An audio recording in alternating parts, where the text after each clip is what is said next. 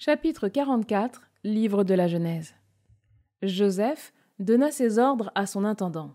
« Remplis de nourriture les besaces de ces hommes, dit-il, autant qu'ils pourront emporter, et remets l'argent de chacun sur le dessus de la besace. Puis ma coupe, la coupe d'argent, tu la mettras sur le dessus de la besace du plus jeune, avec l'argent de son blé. » Il fit ce que Joseph lui avait dit. Aux premières lueurs du matin, on renvoyait ces hommes avec leurs ânes.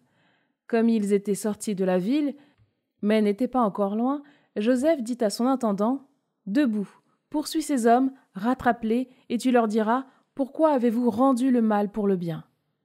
N'y a-t-il pas ici cet objet dont mon maître se sert pour boire et pratiquer la divination?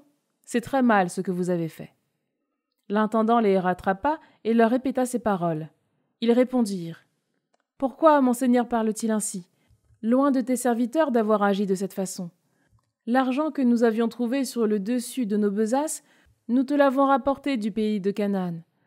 Comment donc aurions-nous pu voler de l'or ou de l'argent dans la maison de ton maître?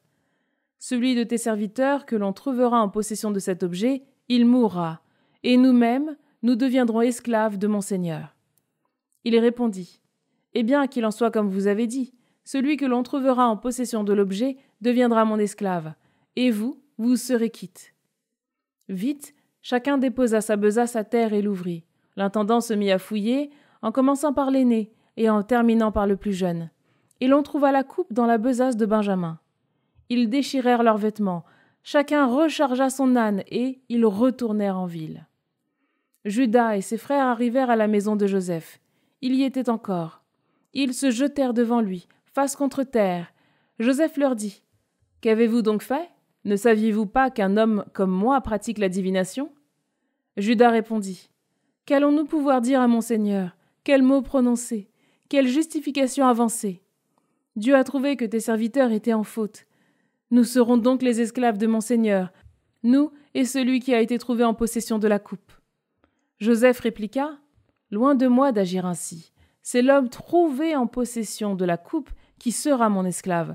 Vous autres, retournez en paix chez votre père. » Alors Judas s'approcha de lui et dit « De grâce, mon Seigneur, permets que ton serviteur t'adresse une parole sans que la colère de mon Seigneur s'enflamme contre ton serviteur, car tu es aussi grand que Pharaon.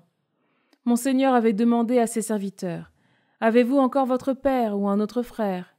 Et nous avons répondu à mon Seigneur « Nous avons encore notre vieux père et un petit frère, l'enfant qu'il a eu dans sa vieillesse. Celui-ci avait un frère qui est mort. Il reste donc le seul enfant de sa mère, et notre père l'aime. Alors tu as dit à tes serviteurs, « Amenez-le-moi, je veux m'occuper de lui. » Nous avons dit à mon Seigneur, « Le garçon ne peut pas quitter son père. S'il quittait son père, celui-ci mourrait. » Alors tu as dit à tes serviteurs, « Si votre plus jeune frère ne revient pas avec vous, vous ne serez plus admis en ma présence. » Donc, lorsque nous sommes retournés auprès de notre père, ton serviteur, nous lui avons rapporté les paroles de mon Seigneur. Et lorsque notre père a dit « Repartez pour nous acheter un peu de nourriture », nous lui avons répondu « Nous ne pourrons pas repartir si notre plus jeune frère n'est pas avec nous, car nous ne pourrons pas être admis en présence de cet homme si notre plus jeune frère n'est pas avec nous. » Alors notre père, ton serviteur, nous a dit « Vous savez bien que ma femme Rachel ne m'a donné que 2 fils. Le premier a disparu, sûrement une bête féroce l'aura mis en pièces, et je ne l'ai jamais revu. Si vous emmenez encore celui-ci loin de moi et qu'il lui arrive malheur, vous ferez descendre misérablement mes cheveux blancs au séjour des morts. Maintenant, si je retourne sans le garçon chez mon père, ton serviteur, ils sont tellement attachés l'un à l'autre que mon père mourra quand il s'apercevra de son absence, et c'est dans la douleur que tes serviteurs auront fait descendre les cheveux blancs de leur père au séjour des morts. Or, ton serviteur s'est porté garant du garçon auprès de son père, en disant « Si je ne le ramène pas auprès de toi, j'aurai commis une faute envers toi, mon père, pour toujours.